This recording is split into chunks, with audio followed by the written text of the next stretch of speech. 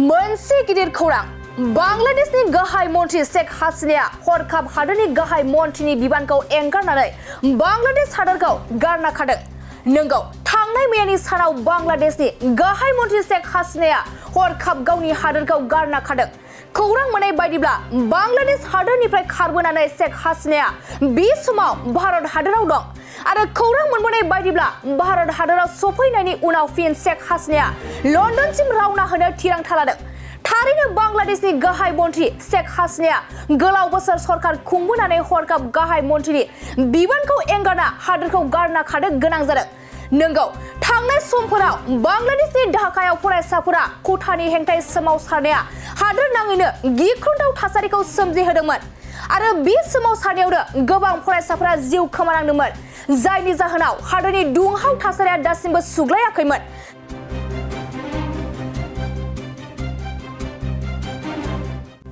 बे समाव फिन थांनाय सानाव बांलादेशनि गाहाय मन्थ्रि शेख हासिनानि मावख'नि दरख'आव गोबां दावराव दावसिया सोमजिनायनि थाखाय गावनि जिउखौ रैखा खालामनो थाखाय थांनाय मेया सानजौफुआव गाहाय मन्थ्रिनि बिबानखौ एंगारना हेलिकप्टारजों ढाकानिफ्राय भारत हादोर फारसे रावना होबोदोंमोन आरो बे समाव खौरां मोननाय बायदिब्ला भारत हादोरनिफ्राय फिन शेख हासिनाया लन्डन फारसे रावना होगोन।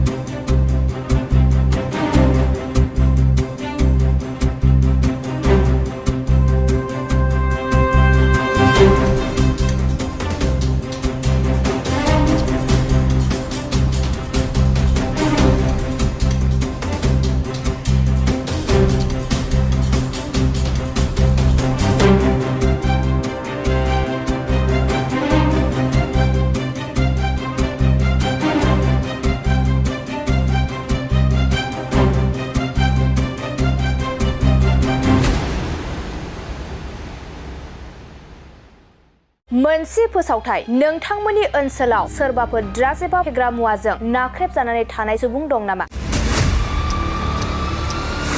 जुदि नोंथांमोननि ओनसोलाव सोरबाफोर ड्राग्स एबा फेग्रा मुवाजों नाख्रेबजानानै थानाय सुबुं दं, अब्ला नोंथांमोननि थाखाय मोनसे मोजां खौरां। ड्राग्स एबा फेग्रा मुवाजों नाख्रेबजानानै थानाय सुबुंफोरखौ फाहामथाय होनो थाखाय नोंथांमोननि गेजेराव लानानै फैदों मोनसे रिहाबिलिटेसन सेन्टार।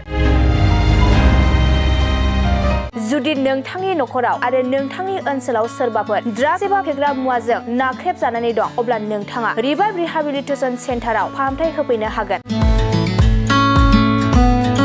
मंगलदै सेनं बामुनपारा दरंआव थानाय रिहाबिलिटेसन सेन्टाराव नोंथाङा ड्राग्स एबा फेग्रा मुवाजों गोदोसोनानै थानाय सुबुंफोरखौ फाहामथाय होफैनो हागोन।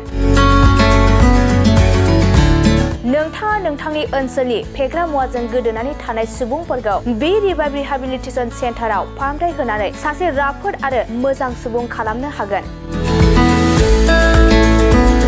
गोबां बाथ्रा मिथिबावनो थाखाय नोंथाङा 9859262926 60030927006 नैबे होनाय जानबुं नम्बराव खौरां लानो हागोन।